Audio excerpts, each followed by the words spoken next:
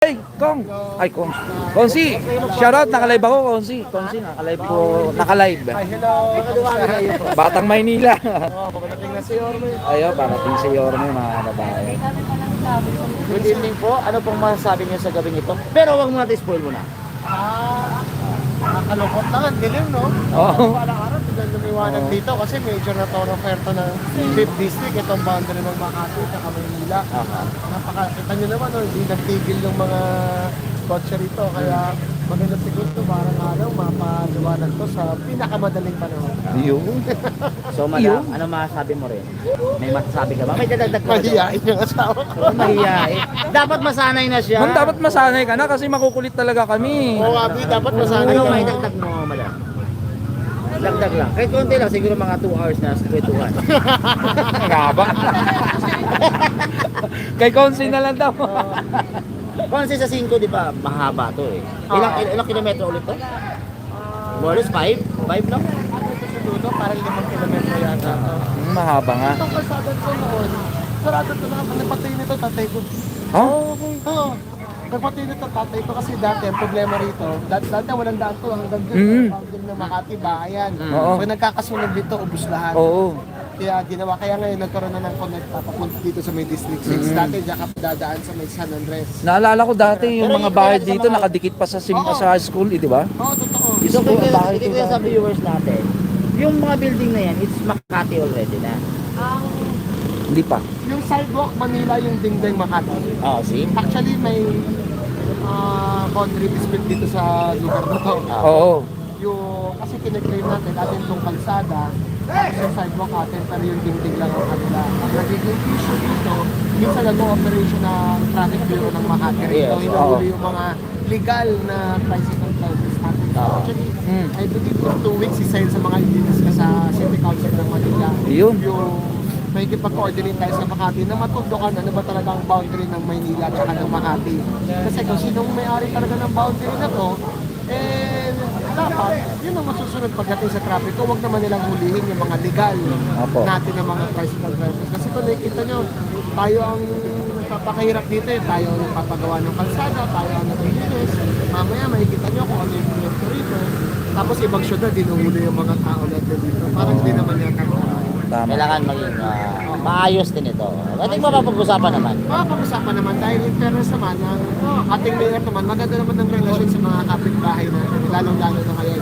Ang daming willing makipag-usap, makipag-negotiate sa ating mayor. Kaya naniniwala ako yung issue regarding sa boundary dito, hanggang doon sa may pure gold doon, hindi rin ng issue nun, naniniwala naman ako mararesolve natin ang mga ayos.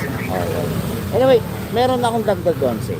Ito yung mga problema dito dahil lagi nagkakasunod dito. So ano po bang ginagawa ng local government natin ngayon na maayos at masettle din ang problema rito? Actually, ang isang major talagang ginagawa ng lungsod dito. Kaya kung napapansin nyo, medyo strict po tayo pagdating sa construction.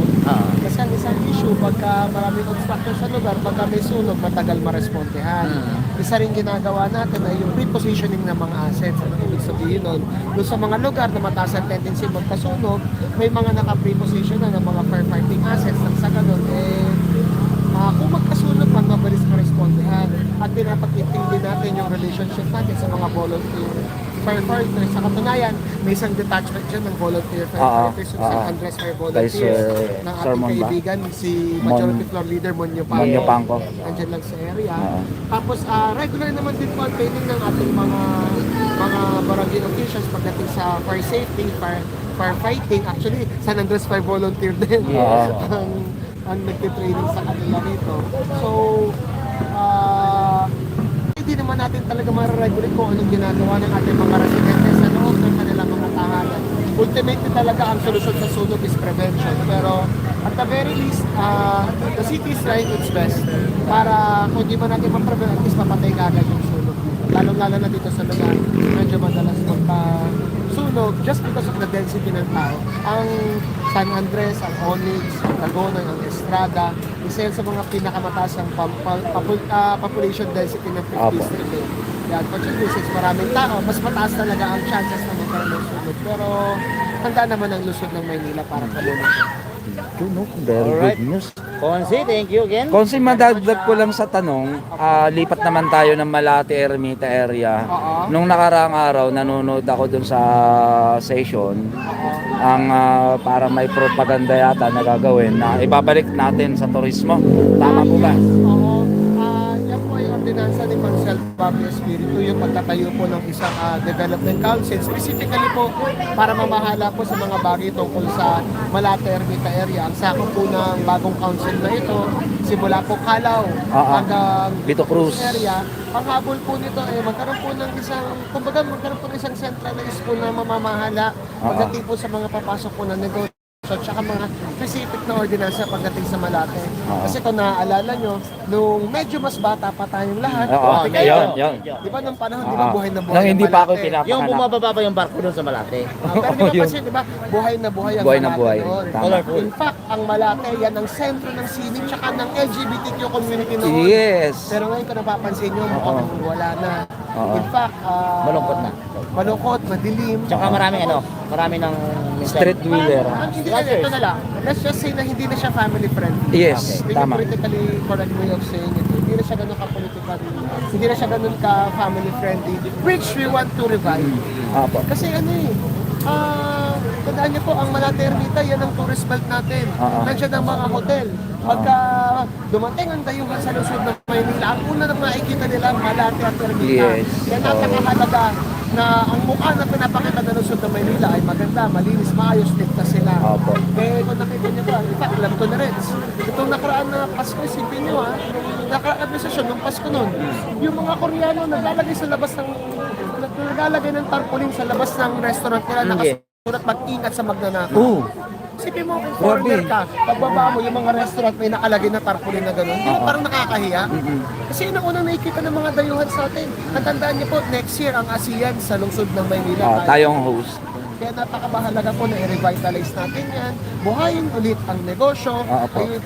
Ang renta doon, sobrang di na makatarungan. Kung meron isang gustong bago maglugar doon, hindi na tama. Kaya isa sa mga titignan. Titignan din ang seguridad nito. Titignan din kung ano ba yung mga problema. Bakit ang tagal-tagal gawin ng mga kalsada doon. Kaya napapansin nyo yung sa may kanto ng Pedro, yung lang di pa tapos, ang tagal na. So yun yung mga ayusin natin. So, alright, Konsi. Kaya pala tayo. Maraming salamat sa Opo, inyo. Konsi. I love Salamat, you, salamat. I love you, Konsi.